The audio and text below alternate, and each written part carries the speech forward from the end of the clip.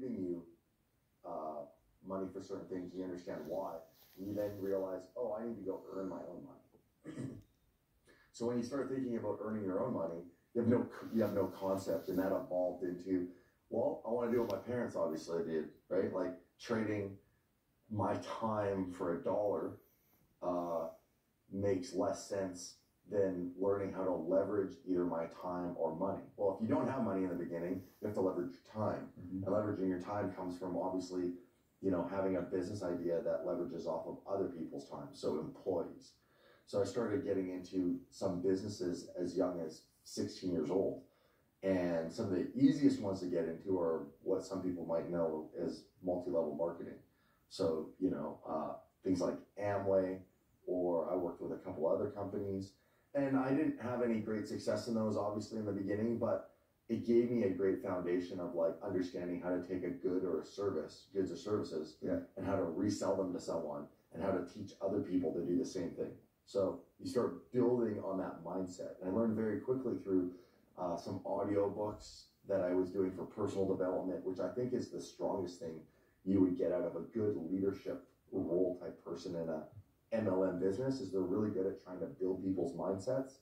And so they did a good job of helping me go in the right direction, getting books of personal development people to help build my mindset.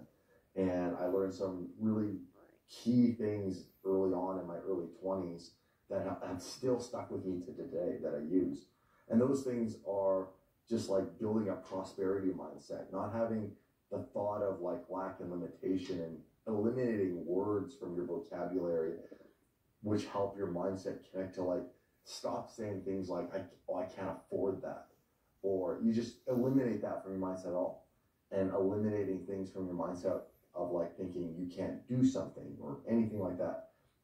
Being someone who starts looking for ways to be a good problem solver.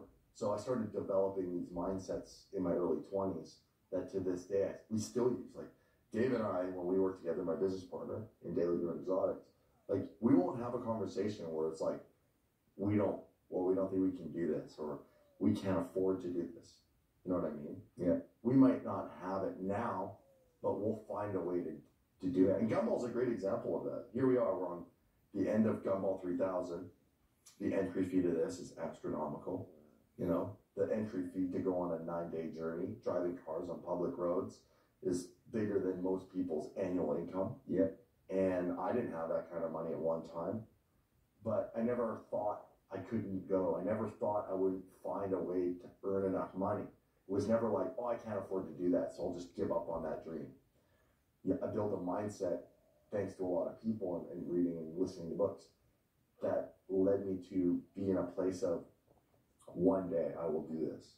And my dream, and I learned about Gumball like 15, 20 years ago. Like I knew about it when it was within the first few years of it doing it. It's just rock star lifestyle, driving supercars. And 20 years later, here I am. It's wild. So the evolution goes from my 20s. I have 2 young kids with a girlfriend of mine. That's life-changing when you have children young.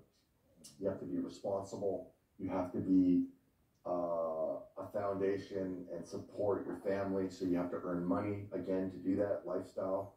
And I really needed some security in my life. So I got out of doing these, little MLM businesses and went into a steady career doing sales. I knew I'd be a good salesman, working in my family's business, which was, my parents were in hospitality. They mentioned that. So they had like a little motel, a restaurant, things like that. So I got to work around the public a lot. So I think